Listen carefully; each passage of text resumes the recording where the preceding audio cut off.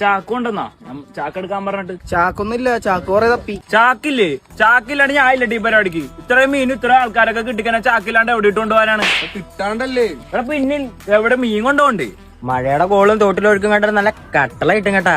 എനിക്ക് ചെമ്മീൻ മതി കേട്ടാ, ഞാൻ മീൻ കഴിക്കൂല. ചാള കിട്ടി കഴിഞ്ഞാൽ കറിക്കടിക്കാൻ രാത്രി. ചാള കിട്ടിക്കാനല്ലേ എങ്ങനെ കൊണ്ടുപോകും ചാക്കില്ലാണ്ട്? ചാളയൊക്കെ ചാകരായിട്ട് വരുള്ളൂ. 50 കിറ്റെങ്കിലും ഉണ്ടാ? കിട്ടണേക്കെ എങ്ങനെയും കൊണ്ടുപോവാ. വാ ഇപ്പൊ ചൂണ്ടടാ. എന്താ നീ വെള്ളത്തിലേക്ക് ഇട്ട് കുറച്ചടിക്കണ? ഒന്ന് അറിഞ്ഞിടറാ. എന്തൊക്കെ പതഞ്ഞ് പൊന്തിട്ടാ.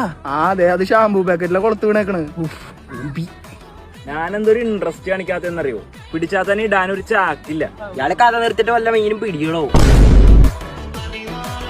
ചെമ്മീൻ കിട്ടിയ കാളില്ല കേട്ടാ, എടുത്ത് വെച്ചോ. ചെമ്മീൻ കൊടമ്പുളി ഇട്ട് വെക്കും. അതല്ല, കൊഞ്ചല്ല, ചെമ്മീനാ.